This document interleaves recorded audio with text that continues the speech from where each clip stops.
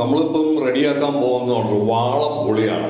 അത് ഏകദേശം ഒരു 2-3 വർഷത്തേക്ക് സൂക്ഷിച്ച് വെക്കുന്നതിന് വേണ്ടിയിട്ട് നമ്മൾ വാളംപൊടി എല്ലാം പൊളിച്ച് കുരുവെല്ലാം കളഞ്ഞ് അതിൻ്റെ നാരും എല്ലാം കളഞ്ഞ് റെഡിയാക്കി വെച്ചിട്ടുണ്ട്. ഇനി നമ്മളിത് ചെയ്യാൻ പോകുന്നതെന്ന് പറഞ്ഞാണല്ലോ പൊടിയുപ്പ്. നമ്മൾ പൊടിയുപ്പ് ചേർത്തിട്ട് അത് ഇളക്കി നമ്മൾ അത് ശരിക്കും ഇങ്ങനെ ഞെരടി എടുക്കുകയാണ്. അത് നമ്മൾ ഉരളൊക്കെ ഉണ്ടെങ്കിൽ ഉരളിലൊക്കെ ഇട്ട് ഇടിച്ചൊക്കെ എടുക്കുകയാണെങ്കിൽ ഏറ്റവും നല്ലതാണ്. അതൊന്നും ഇല്ലാത്തതുകൊണ്ട് നമ്മൾ കൈകൊണ്ട് തന്നെ നല്ല രീതിയിൽ പ്രസ് ചെയ്താണ് നമ്മൾ ഇത് ഉരുട്ടിയെടുക്കുന്നത്. ഉരുട്ടിയെടുക്കുന്ന പറഞ്ഞാൽ വേറെ ഇതിന് മോൾഡ് ഒന്നും ഇല്ലാത്തതുകൊണ്ട് കൈകൊണ്ട് ഉരുട്ടി വെക്കുന്നേ ഉള്ളത്.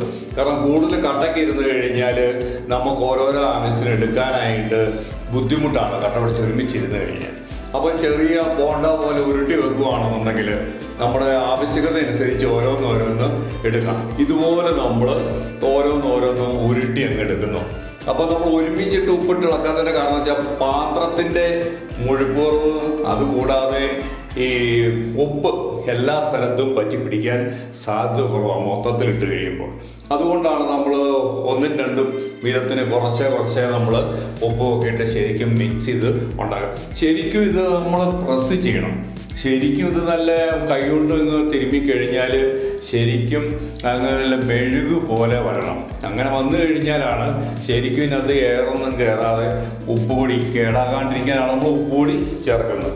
അങ്ങനെ നമ്മൾ തിരുമ്മി ശരിക്കും ഉരുട്ടി എടുക്കുന്ന ഇച്ചിരി പണിയാണല്ലോ. കാരണം ഇതിൻ്റെ ഏറ്റവും വലിയ പണി എന്ന് പറഞ്ഞാൽ ഇത് പൊട്ടിച്ചെടുക്കുക എന്നുള്ളതാണ് ഏറ്റവും വലിയൊരു പണി.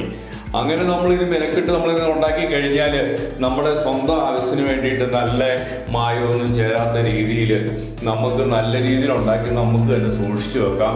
ഈ പുളികളെന്ന് പറഞ്ഞാൽ നമ്മുടെ ശരീരത്തിന് ആവശ്യമുള്ള ഒത്തിരി പോഷകങ്ങൾ ചേർന്നിട്ടുള്ളതാണ് ഇതിനകത്ത് ഉള്ളത്. അതിനിപ്പോൾ നമ്മൾ ഫർണിക്കകത്തിടാൻ പോവാം.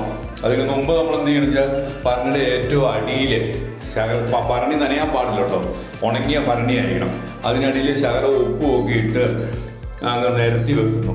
നിരത്തി വെച്ചതിന് ശേഷം ഇങ്ങനെ ഓരോന്നായിട്ട് പിറക്കി അങ്ങ് ഇടുവാണ്. അപ്പോൾ ഇത്രയാണ് നമ്മൾ ഈ പ്രാവശ്യം ഉണ്ടാക്കിയത്. ഇനി ഉണ്ടാക്കാണ്ട് വീഡിയോയ്ക്ക് വേണ്ടിയിട്ട് നമ്മൾ ഇത്രയാണ് നമ്മൾ സാമ്പിൾ ഉണ്ടാക്കിയത്. അപ്പോൾ പിറക്കി ഇടുന്നത് നമുക്കൊന്ന് കാണാം.